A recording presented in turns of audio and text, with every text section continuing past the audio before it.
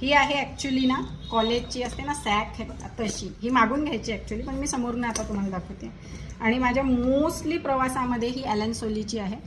आणि मोस्टली प्रवासामध्ये तुम्ही मला ही घेऊन बघाल मागे टाकून अशी, कारण ह्याच्यात एक तर भरपूर गोष्टी बसतात.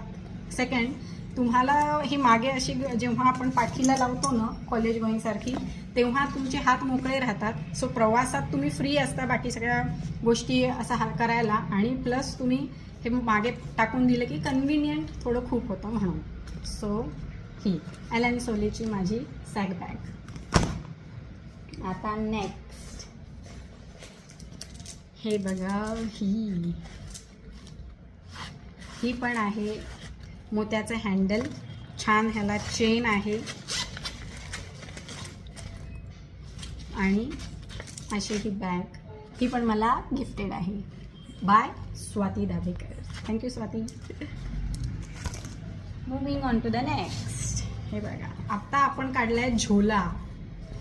आजकाल अशा या बंजारा बॅग्स खूप ट्रेंडिंग आहेत बरं का मंडळी, खूप ट्रेंडिंग आहेत. सो ही आहे एक झोला बॅग, ज्याच्यात झोला म्हणजे झोला उठा के चले. आपण तो असं जेव्हा कधी आपल्याला झोला उठा के जाना हो, तो फक्त बॅग नाही म्हणून राहायला नको, म्हणून आपण ही झोला उठा के चले टाईप घेऊन ठेवलेली आहे.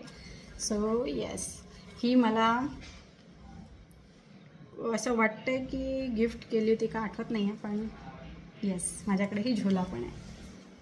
So moving on to the next. बघितली का किती सुंदरशी पूर्ण हात असं वर्क केलेली एक निळ्या रंगाची ही बॅग आहे, पोटलीसारखी, आणि स्काय ब्लू कलर आहे.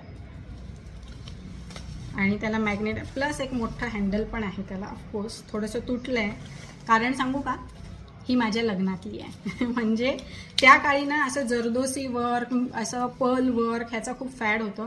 म्हणजे किती वर्ष झाले सांगू का लग्नाला माझ्या, 2003 मध्ये.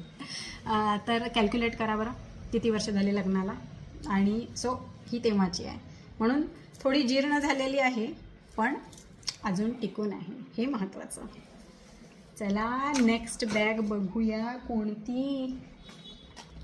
हा क्लच आहे, काही ठेवायला पटकन असं शॉपिंग करायला जायचं आहे, भाजी वगैरे घ्यायला जायचं, एवढी मोठी बॅग नाही घ्यायची आहे, छोटा क्लच कधीही कामी.